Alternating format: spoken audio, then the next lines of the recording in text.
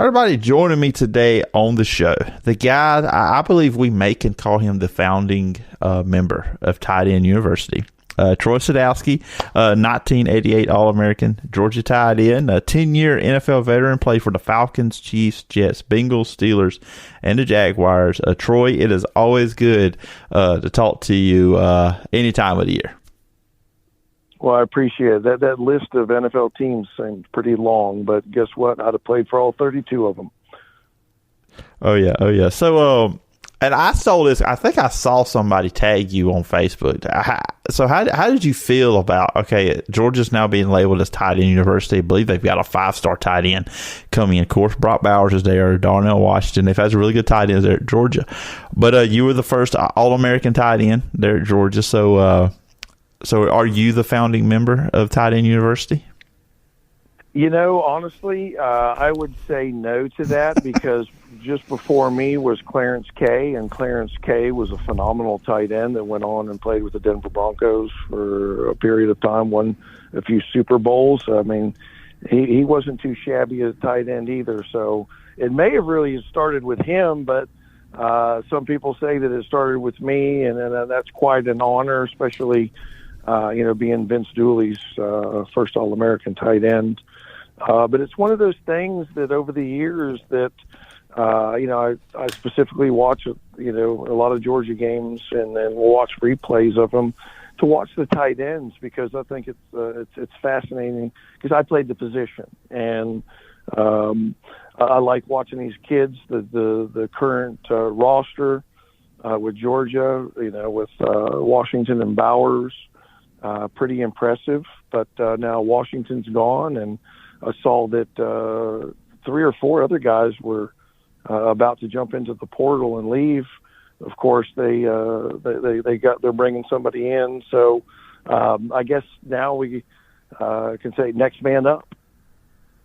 Yeah, absolutely. With them, they got plenty of talent on the team. We'll kind of touch on going into next season as we go through. And of course, last week, we were recording this on Monday evening, just for everybody to know. Before I'm recording this for Troy before the Buccaneers and Cowboys play. But last week, 65-7 win. Now I had Georgia. I predicted Georgia to win. I thought it was going to be maybe a 41-21 game. I didn't see the buzzsaw that did come toward TCU's way.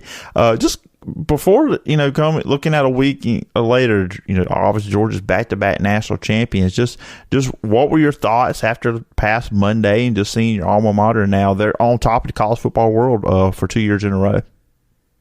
Well, don't feel like the Lone Ranger because I thought it was going to be a high-scoring affair as well. I think that Georgia just came out and it was like a heavyweight fight and they just popped them right in the nose. And from that point on, Georgia just dominated the game. I mean, there wasn't any time that it looked like FSU was creeping back into it or actually had a chance. And then there were some of the posts on social media about their quarterback, and that he said that when they came out of the locker room, all the barking dog fans really made it difficult for them. I don't know if that was true or not, but somebody posted that for Duggan. But it was just one of those SEC beatdowns. I mean, everything that they did worked. For the tight end, Brock Bowers had a phenomenal day. Over 150 yards of total offense. That's pretty impressive. And everything that Georgia put, everything that the coaches called, it worked. And I'm really thankful that it did. Even the backups came in, and they were, pushing the ball down the field. So I don't know. I mean, if some people say that the week before with Ohio State, that was the true national championship game, that those were the two best teams. And if you look back, maybe that was. Well, I got in some hot water on Twitter. I made a comment about that during the second half of the game, and then some Big 12 fans jumped all over me, Troy, on that comment. They said about TCU beating Michigan week 4, Michigan beat Ohio State, and all that stuff. So I had to actually turn the tweet, the notifications of the tweet off, because they were just coming at me one after another, and then they just don't like the SEC stuff as well. So it was fun. But looking at, and I'm sure you saw it before the game started, and they interviewed both, the coaches before, and they interviewed Kirby, and they asked, about the mindset or what he said to the team, and he just said aggressive. When you heard Kirby Smart just say that one word, what did it mean to you? Obviously, the guy's been in the locker room, played in big football games in your career. What did that mean to you when he said just that one word, aggressive? Line of scrimmage on both sides of the ball. We're gonna run the football. We're gonna stop the run. We're gonna run fast. We're gonna play hard. We're gonna hit hard. Georgia came to play, and from that opening kickoff, there was no doubt that they were going to be the more physical team. And I guess that's what they did. They out-physicaled and out-hit Texas Christian. And that's hands down. They did a phenomenal job getting these players ready. It was a good bounce back from the following game, or the previous game. And my hat goes off to that coaching staff. They did a phenomenal job getting those kids ready, and then the kids themselves getting themselves ready. I mean, I heard that somebody said that Jalen Carter was up in the morning running sprints. He felt that he was gassed against Ohio State, and he didn't want that to have that feeling again against TCU, so he got up and was running in the morning. So I don't know if that's accurate or not, or if that was a reliable source, but if he did, well done. Yeah, and they were coming off that Ohio State win. And you could look at that game. I mean, Georgia made the plays at the end. Of course, the field goal was missed by Ohio State at the end, but there was big chunks of that game. I'm watching. I'm like, Ohio State's out playing Georgia, and I was shocked by that. Watching how Michigan dominated Ohio State up front in the second half of their matchup, I said, okay, that's what Georgia's going to do here. I mean, of course, you get a month to prepare. You can scheme your receivers open. You can scheme some stuff you normally wouldn't run. But as a team or as a player, you're coming off a game like that where maybe you weren't the better team, but you still found a way to win, which is the most important part. How much can that galvanize the team and really bring in that momentum, as we saw when they beat TCU 65-7? Oh, I'm sure they were a little shell-shocked from the week before. And like you said, the great teams find a way to win. When the clock hits 0-0-0-0, they want to be 1 point ahead. Doesn't matter how they get there, as long as they're ahead by that 1 point. And that's what Georgia did. People want to go back and it seems like the Alabama people are the ones that are going back. And they want to relive that game, saying, oh, well, when Harrison got hit, that targeting call was the thing. If you go back and you look at that play in slow motion, he led with the shoulder. I would have reversed, a targeting call as well. The timeout that Kirby Smart took, that was probably the difference in the game. Yeah, that was huge. To do that. Yeah, that was huge. They had us outflanked, and that would have been game over at that point. But thankfully, Kirby, there's somebody up top was yelling in the microphone, timeout, timeout, timeout. Mm-hmm. And it got down to Kirby when he finally saw it and called the timeout, and that really did make the difference in the game. And looking at Georgia, and even like those first couple of years with Kirby Smart there, I mean, I think we've talked about this. I remember maybe it was before the 2020 one season, we talked about how the coaching staff needed to step up a certain place. I mean, I believe you told me that on here on the show. We was going into the season with pressure, and it seemed like them early Kirby Smart teams, and there were some Mark Richt teams too as well. Like they would get in those moments against like where they were at with Ohio State, and then it was the other team making the plays at the end of the game. But now it's Georgia. I mean, they've done that. They did it against Alabama in the national championship game last year. They did it this past year against Missouri, a team that, probably they were a lot better then. They struggled in that game, but they found a way to win. And then you go what you do against Ohio State. Where does that change, you think, with what Georgia has done? Because now it seems like they're now the team making those plays at the end of the game. And before, they kind of would falter in those situations.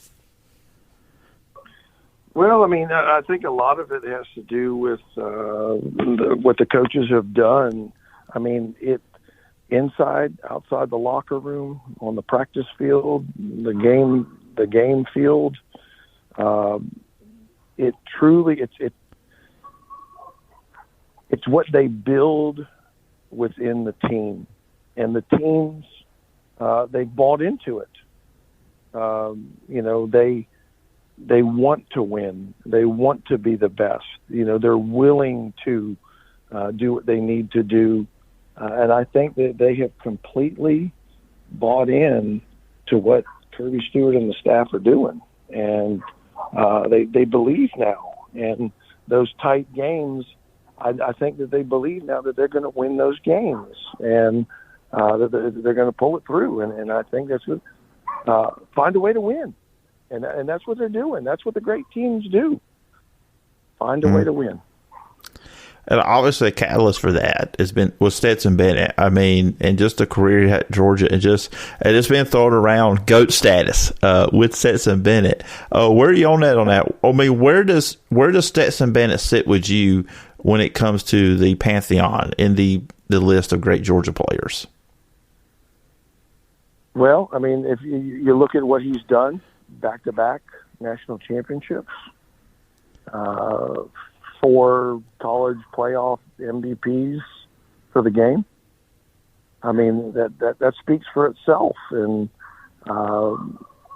you can sit there and say, oh, he's 25, he's had, 5 years, whatever.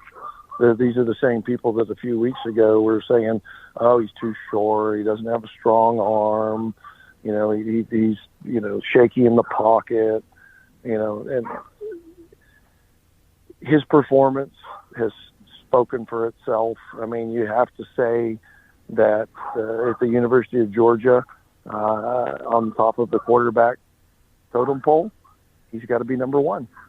Production, championships, I mean, second to none. And SEC, within the conference, I think you got to do the same thing. And then you can take it national and compare him with some of the best. He didn't win the Heisman. He was nominated. He went there. He was there. Didn't win it. But the kid's got a lot of heart, a lot of grit. And he, took a lot of shots from a lot of people, verbally, physically on the field. And in the end, Stetson Bennett is back-to-back national champion. Yeah, and I know it felt like last season's the championship, of course he made some big throws against Alabama in the national championship game last year, but it felt like, he kind of still had that label. And I don't like this phrase, but I'll use it here, game manager, which I think that's what every quarterback is. That's their job, to manage the game. But that when that is said, that is looked as a negative adjective for a quarterback, describing the guy. But now this year, and I want to go back to that Ohio State game. I mean, he I wouldn't say put Jordan on his back, but he made some throws. I mean, he made some top of the line, clutch throws to get them in position when they were down more than one time. They were down by double digits early in the first half, and then, of course, they're in the fourth quarter. So he's a guy you could put the game on his shoulders. He wasn't just a guy that you didn't have to hide Stetson Bennett. He was a guy that could rise to the top and be the guy that led you to the victory. Oh, absolutely. And you put his stats right next to C.J. Stroud's, and he's right in there. He never shied away from that, and when his number was called, he produced. Mm-hmm. He did. Great quarterback. If a college football team, he might be high up on my list of people that I want on my roster. Kid's a winner. Yeah, he is. I can get on his bandwagon anytime, any day. So the question I have to ask, Ed, this has been conversation, and of course, I'm sure Mr. Saban is paying attention to what was going on with Georgia. Seeing Kirby, his former pupil, doing what he's doing. In your opinion, has Georgia surpassed Alabama, or are they the new standard in college football? I think currently, right now, I would say yes to that. They won back-to-back. One was that 2011 and 2012. Mm-hmm. That was, what was that? So it was over 10 years ago. I think we're in the era of the what have you done for me lately? And the last 2 years, Georgia has reigned supreme. So I would say yes. Right now, they are the gold standard when it comes to college football. And Kirby Smart learned all this under Nick Saban. Mm-hmm. There's no hiding any of that. It's just, crazy, and it's a shame that, that Georgia and Alabama haven't met more during the regular season, but I understand why they're doing that. It's all about money. Mm-hmm.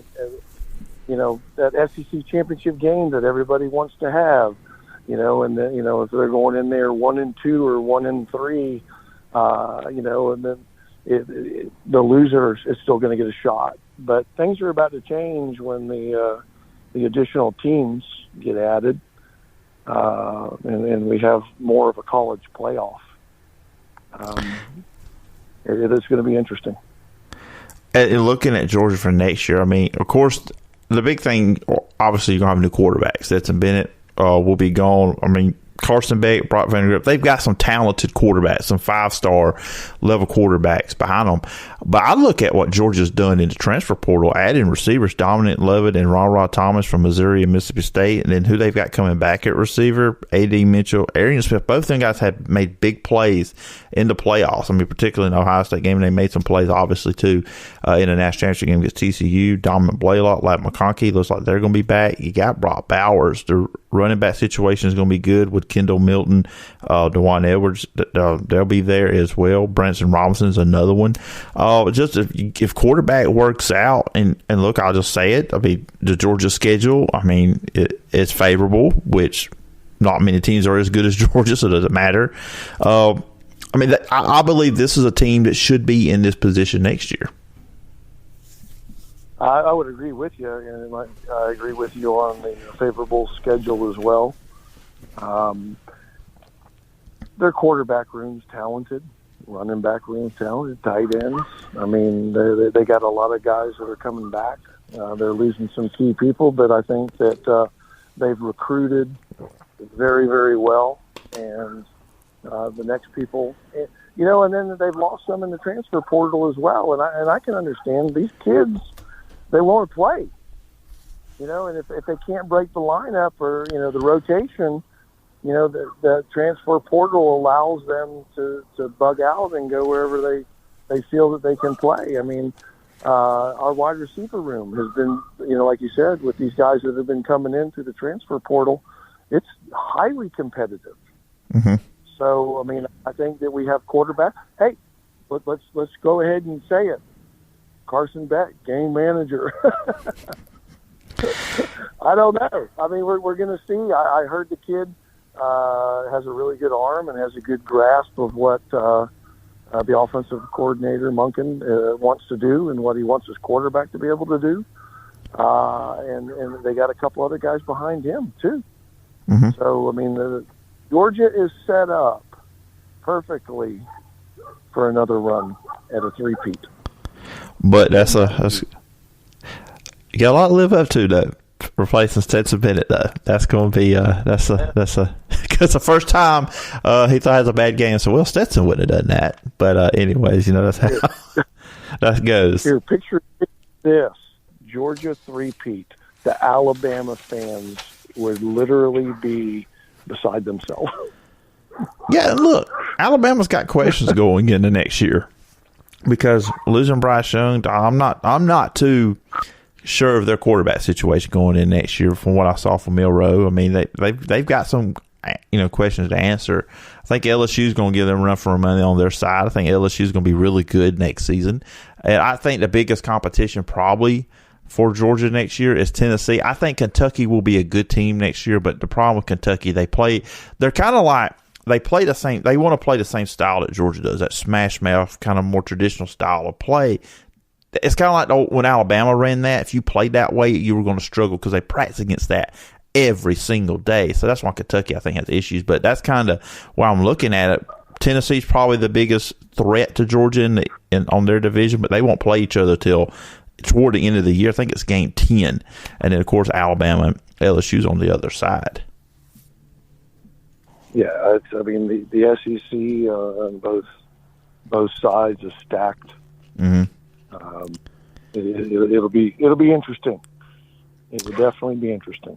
So before I let you go, I told you this before I hit record, but I was going to do this, ask you about this. Of course, like I said, we're recording this on Monday night before the Cowboys and the Buccaneers play in the final wild card game. And, of course, like I mentioned at the top, 10-year NFL veteran. And you have some playoff experience as well. We were talking off air about in 1997 when you were the Steelers making it to the AFC Championship game, losing to the Denver Broncos. But just as someone that has played in the playoffs, what's the difference when you go from the regular season and then you jump into the postseason in professional football? Well, it's just like, when you go from high school to college to the pros, and when you're in high school, a lot of the elite players and good players, they're the best players on the field. Then they get to college, and it takes time to get to be one of the best players on the field. But when you get to the NFL, everybody's good. And when you're going from the regular season to the postseason, the game speeds up. And I know that sounds crazy, but it does. People are a little quicker. They're a little stronger. They're a little faster. They're a little more motivated because now your base salary has paid you to get to that point, and now you're making additional money off of that, from the NFL. So you have a lot of incentive to win, and it just everything speeds up. Everything is quick. It's phenomenal. I remember coming out of the tunnel in Pittsburgh, Three Rivers Stadium, you're walking out, and the Steeler fans they got their terrible towels and they're swinging them around. They've been out there since 4:30, tailgating. Here we go, Steelers, here we go. And they stomp, and the ground's moving. The cement underneath your feet coming out of the locker room, you can feel the vibration from the people in the stands. And it's just the most incredible, intense feeling, second to none. Yeah, I made it so. It's always just for watching TV when the Steelers, when it's a big game in Pittsburgh, like I said, terrible towels. You see it on TV, it looks like an incredible environment. And of course, I know your coach there was Bill Cowher. What was it like playing for him? I don't think I've ever asked you about Bill Cowher. He was very intense. But one of the things about Coach Cowher is that he never dwelled. Nobody's perfect. Nobody's going to play a perfect game. If somebody makes a mistake, he's going to jump on you. And then he's going to coach you up. And then he's going to bring you back and he's going to talk to you. And then he's going to move on. He's never going to bring that back up again. I think that's one of the things that the great coaches do is they get on the player, they coach him up, and it's done. And he moves on. He never held anything against anybody. He always got the most out of his players. And when it comes to, the NFL, I played for some really good ones. I had Marion Campbell in Atlanta, Jerry Glanville in Atlanta, Marty Schottenheimer in Kansas City.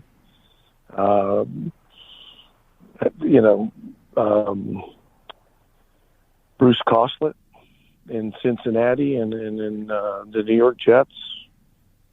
Bill Cowher with the Steelers. I played for some pretty good coaches, and but my favorite by far was being in Pittsburgh with a name like Sadowski in a steel town with all the Polish people up there. It felt like it was a match made in heaven. Yeah, I can see that. And like that's one of the best. And I know now watching it. I'll ask you. I'll close on this. Will be my last question for you. I sold you 20. We went 25.